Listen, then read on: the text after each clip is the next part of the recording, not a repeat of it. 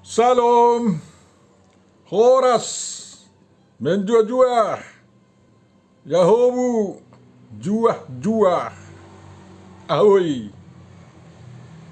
Selamat bertemu kembali dalam channel Langsung Sitorus ini yang kita gunakan sekarang sebagai tempat penafsiran kita, pemahaman kita mengenai epistel untuk tanggal 2 Februari tahun 2025 yang kita sebut juga minggu keempat setelah Epifania.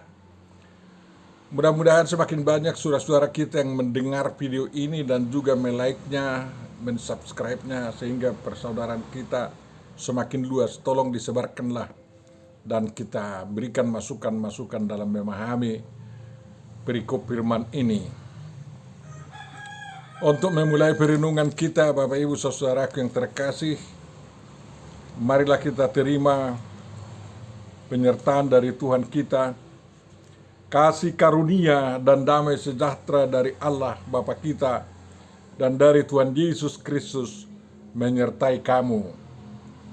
Kita baca dari 1 Korintus 1 ayat yang ketiga. Marilah kita baca, Bapak Ibu saudaraku yang terkasih, epistel dari surat kepada orang Ibrani pasal 2 ayat 14 sampai 18. Ibrani 2 ayat 14 sampai 18. Karena anak-anak itu adalah anak-anak dari darah dan daging, maka ia juga menjadi sama dengan mereka dan mendapat bagian dalam keadaan mereka, supaya oleh kematiannya ia memusnahkan dia, yaitu iblis yang berkuasa atas maut, dan supaya dengan jalan demikian ia membebaskan mereka yang seumur hidupnya berada dalam perhambaan oleh karena takutnya kepada maut. Sebab sesungguhnya bukan malaikat-malaikat yang ia kasihani, tetapi keturunan Abraham yang ia kasihani. Itulah sebabnya, maka dalam segala hal ia harus disamakan dengan saudara-saudaranya, supaya ia menjadi imam besar yang menaruh belas kasihan dan yang setia kepada Allah untuk mendamaikan dosa seluruh bangsa. Sebab oleh karena ia sendiri telah menderita karena pencobaan, maka ia dapat menolong mereka yang dicobai. Demikian firman yang akan kita renungkan, Bapak Ibu saudara yang terkasih. Tentu saja yang berbahagia adalah orang yang mendengarkan, memelihara, memahami, menghayati dan melakukan firman Tuhan dalam perbuatan-perbuatan yang dia inginkan dilakukan orang lain kepadanya. Bapak Ibu saudaraku yang terkasih, kita mohon kekuatan dari Tuhan kita untuk memahami firman yang sulit ini ditafsirkan. Tuhan Bapa Surgawi, cerahilah pikiran kami untuk memahami firman-Mu sehingga kami dapat menghayatinya dan mengamalkannya. Demi Yesus Kristus Tuhan dan Juru Selamat kami. Amin. Bapak Ibu saudaraku yang terkasih, surat kepada orang Ibrani ini penulisnya tidak menyebutkan dirinya dan tujuan suratnya hanya mengatakan kepada orang Ibrani, ya. Dan siapa itu orang Ibrani? Ya, banyak sekali di seantero Asia Kecil, mulai dari Yerusalem sampai kepada Eropa waktu itu. Mungkin hanya satu petunjuk bagi kita tentang kapan ditulis surat ini, yakni Ibrani 13 ayat 23, di mana dikatakan, ketahuilah bahwa Timotius saudara kita telah berangkat telah berangkat. Segera sesudah ia datang, aku akan mengunjungi kamu bersama-sama dengan dia. Mengunjungi di mana saya tidak tahu, ya. Di kapan berangkat, kata berangkat di sini bisa juga diartikan sebagai telah dilepaskan atau telah dibebaskan dari penjara.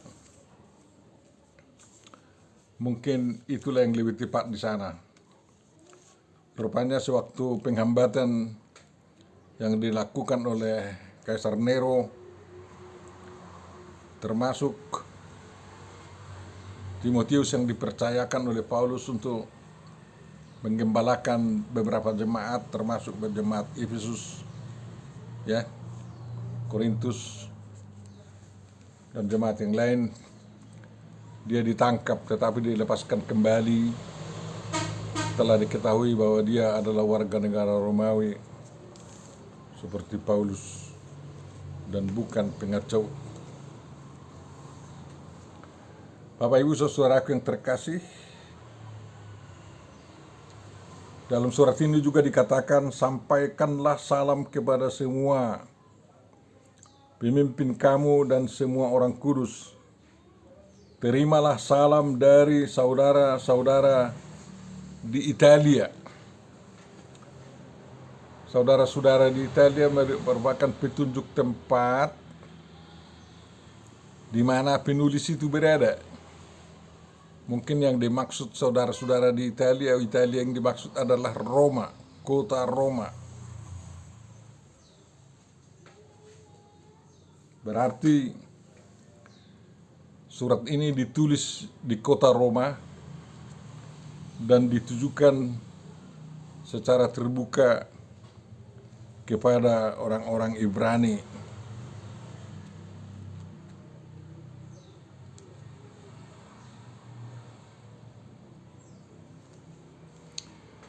Tujuannya adalah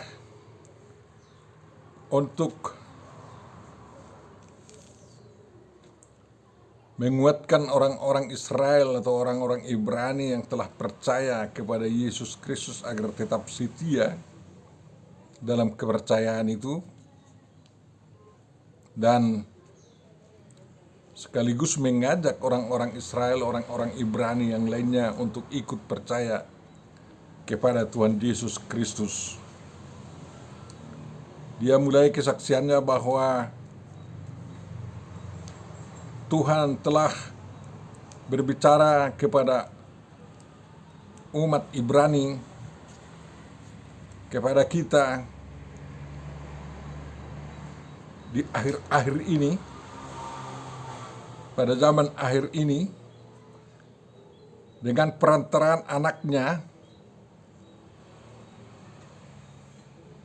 yakni Yesus Kristus. Dan Yesus Kristus itu adalah pencipta segala yang ada, karena oleh Dia Allah telah menjadikan alam semesta. Berarti penulis memahami Yesus itu sebagai Logos yang menjadi manusia, dan Yesus itu adalah cahaya kemuliaan Allah, gambar wujud Allah, ya. Dan semua malaikat harus menyembahnya juga, dan apalagi semua manusia, bangsa-bangsa harus menyembah Dia.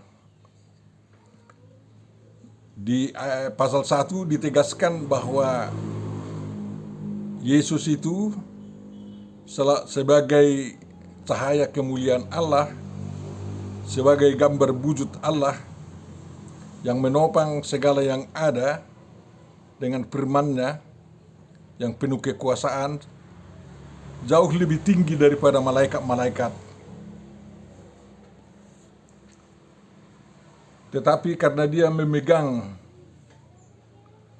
Septuaginta Perjanjian Lama, ya, yang berbahasa Yunani, sewaktu Dia mengutip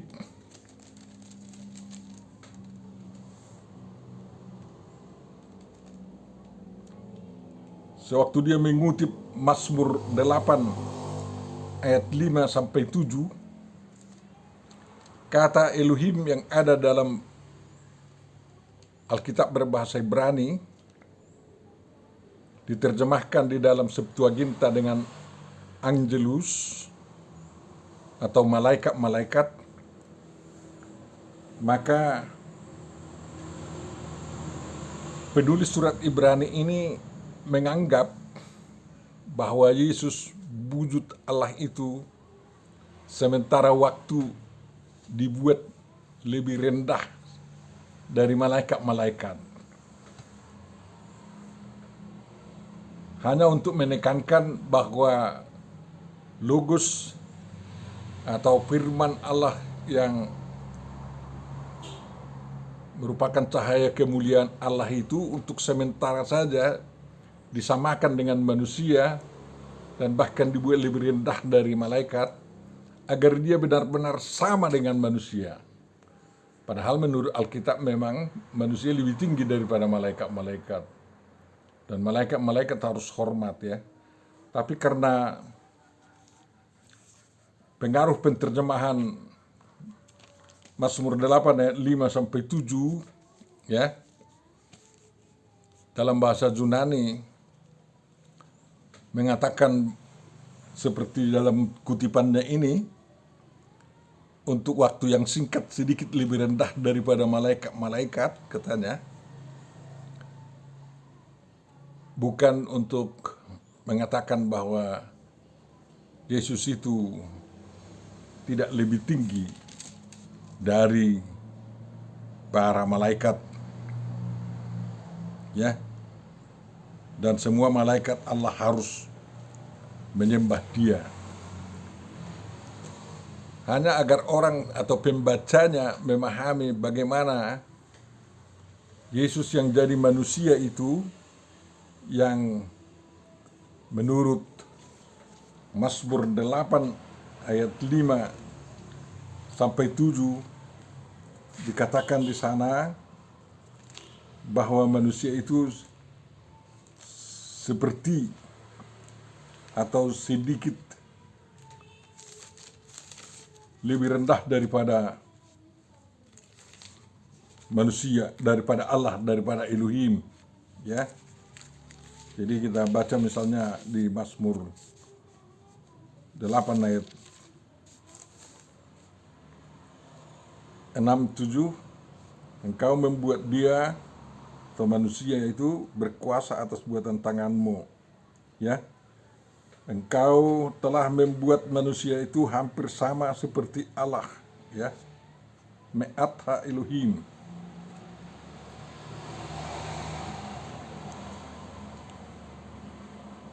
Sehingga dengan demikian penulis surat Ibrani yang sengaja tidak memberitahu namanya ini dan sengaja surat ini anonim penulisnya, hendak menunjukkan bahwa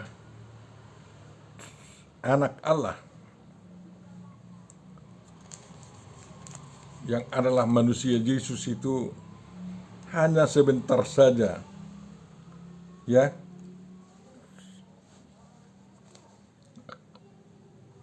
lebih rendah dari malaikat sehingga dia mengalami penderitaan yang sangat luar biasa, yakni penyaliban yang dialaminya.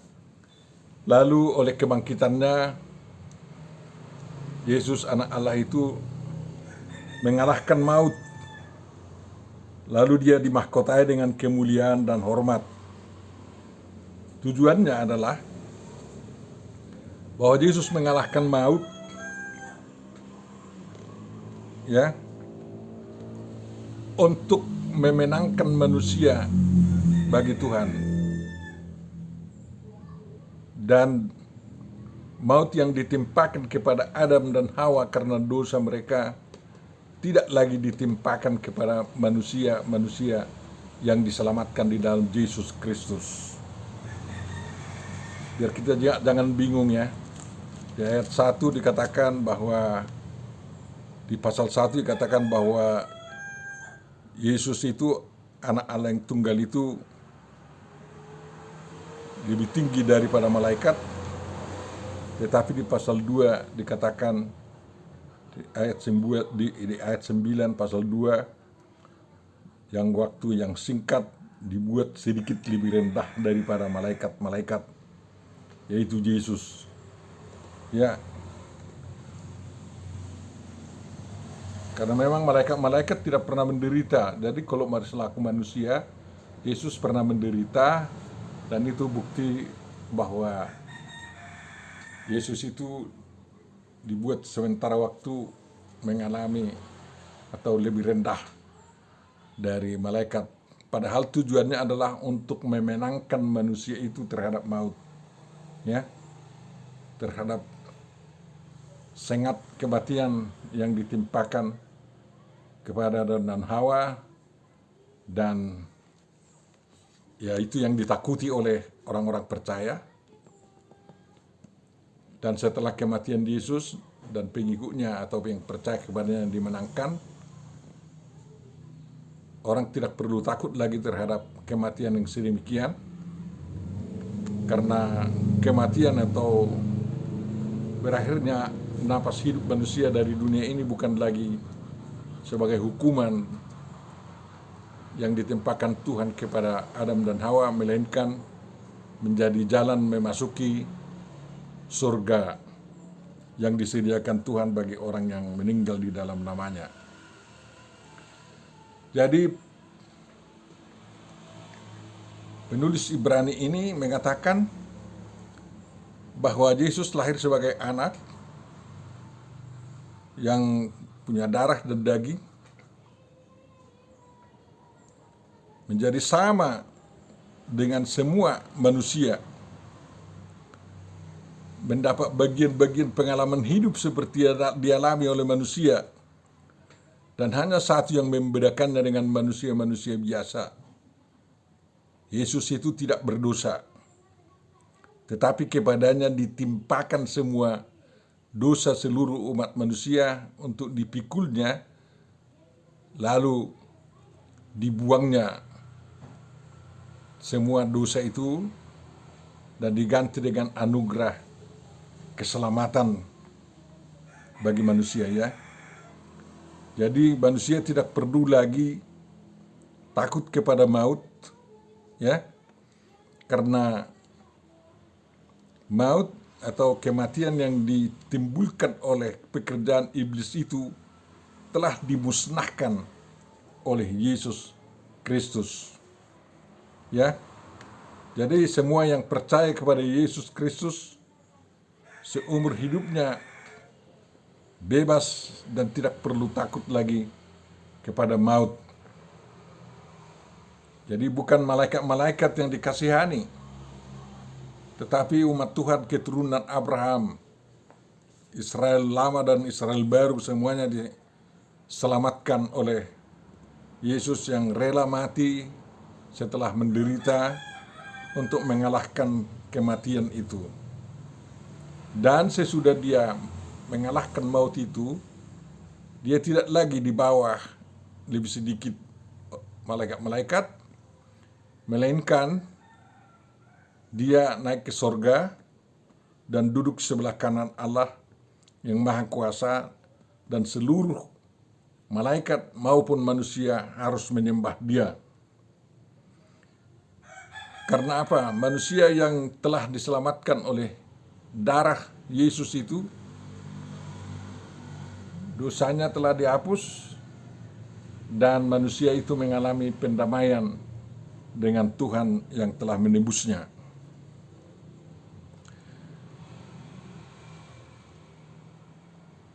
Dengan kesediaan Tuhan Yesus Kristus menderita, ya, karena pencobaan. Sewaktu iblis mencobanya di padang gurun, di atas bukit dan di puncak menara Bait Allah, Yesus tidak dikalahkan. Tetapi iblis yang bekerja terus untuk mengalahkan Yesus, mencoba mengalahkannya di salib Golgota, ya. Tetapi dia menang atas pencobaan iblis tersebut, Dan dengan demikian dia bisa, atau Yesus bisa memenangkan orang-orang yang dicobai agar jangan kalah oleh iblis itu. Bapak Ibu saudaraku yang terkasih, itulah yang harus dipegang oleh orang-orang percaya. Kalau di kalangan orang Yahudi ada pekerjaan imam besar untuk memberikan kurban penghapus dosa di bait Allah. Itu pekerjaan imam besar.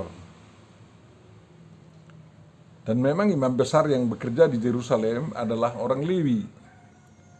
Tetapi Yesus adalah dari suku Juda.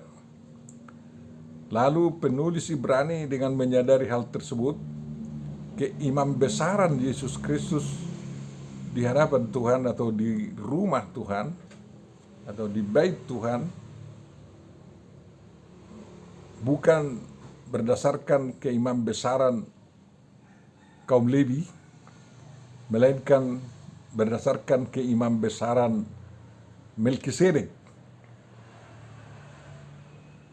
Sehingga keimam besaran daripada Yesus Kristus lebih tinggi daripada keimam besaran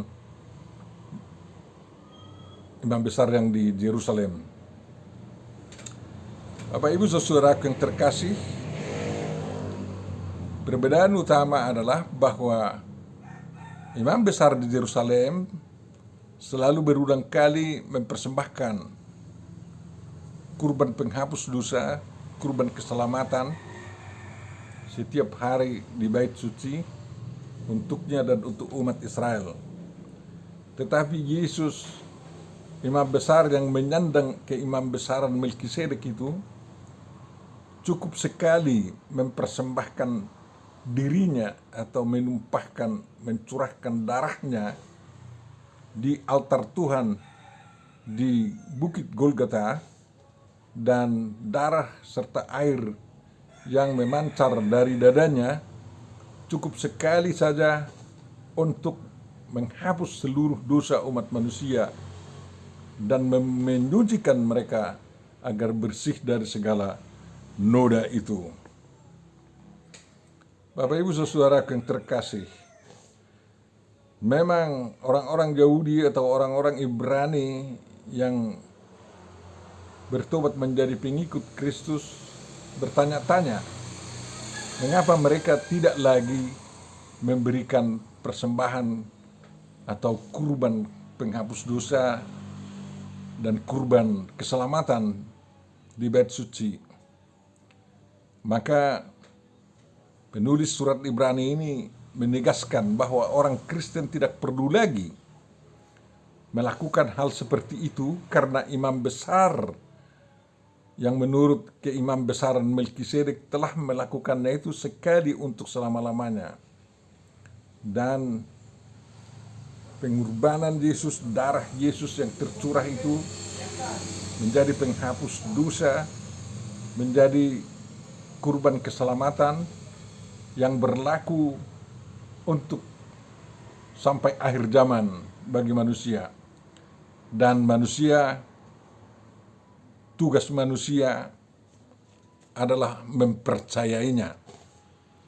Makanya penulis surat Ibrani menguraikan pentingnya iman percaya para pengikut Yesus Kristus agar dapat memahami hal-hal seperti itu.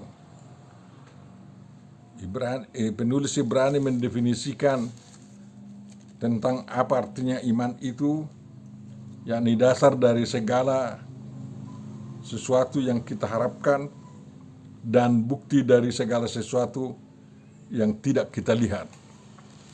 Dan dia berikan contoh-contoh orang yang beriman yang melakukan pemahaman iman seperti yang dia definisikan tersebut, yakni Habil, Abraham, Henok, Nuh, Ishak, Yakub, Yusuf, Musa, ya. Dan keimaman daripada Yesus Kristus itu sudah lebih tinggi dari keimaman menurut Harun atau Musa. Dan dengan demikianlah pemenuhan ritus-ritus dalam perjanjian lama telah diselesaikan dan dipenuhi oleh Tuhan Yesus Kristus. Maka dari itu perikop ini mau menasihatkan kepada kita, ya, bahwa Yesus yang adalah anak Allah, firman Allah yang menciptakan langit dan bumi, menjadi anak manusia.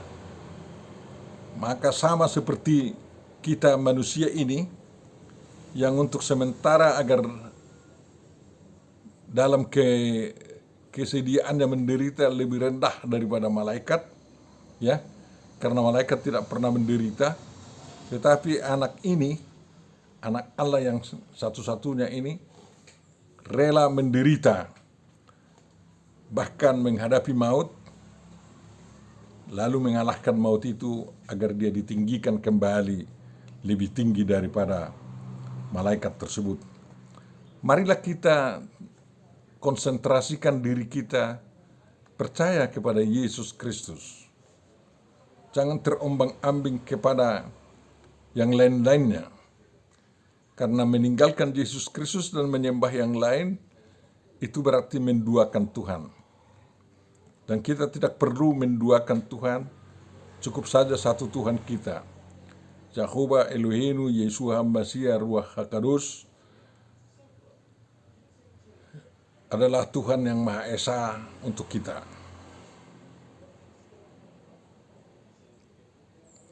Dan yang perlu kita perhatikan di sana adalah bahwa kita sebagai orang-orang Ibrani yang baru telah ditebus melalui tertumpahnya darah Yesus Kristus dan disucikan melalui air yang terpancar dari dada Yesus Kristus yang dimeteraikan kepada kita dalam pembaptisan dan juga dalam perjamuan kudus yang dilakukan oleh Tuhan bagi kita.